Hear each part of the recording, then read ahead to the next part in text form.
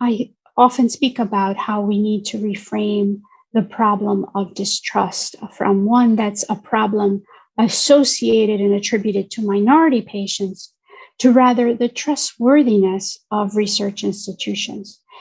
I really feel that this shift in the way that we think of trust is a much better one that puts the onus on the institutions for improving trust. And it stops blaming the victim for a problem that they experience. In order for people to trust, you have to be in their shoes, and the best way to be in their shoes is to let them tell their powerful and informative and inspiring stories, so that you are starting with a common understanding and approaching this with a leadership and a inclusion orientation that includes humility. I've learned that trust is very fragile. It takes a long time to build it, but only a second to destroy it.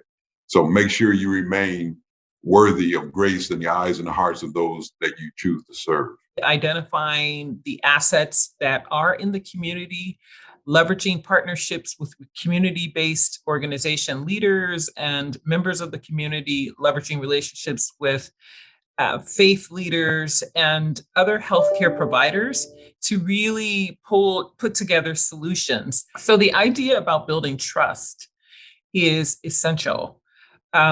Trust, I would say, building trust is a key necessity to forming relationships, sustaining relationships, and really bringing solutions into our community.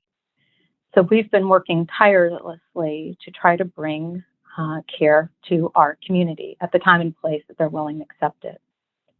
The very first, and I think the most important step for us, was to acknowledge what we needed to learn about ourselves and how we delivered care.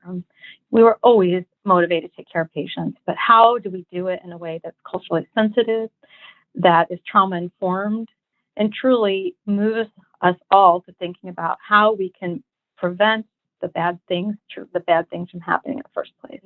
Building trust, building safety is perhaps just one larger piece of that overall perspective on how we treat each other. And I'm just so grateful that we're having conversations in healthcare at this moment in time about how we can work together to make that healthier community for all of us.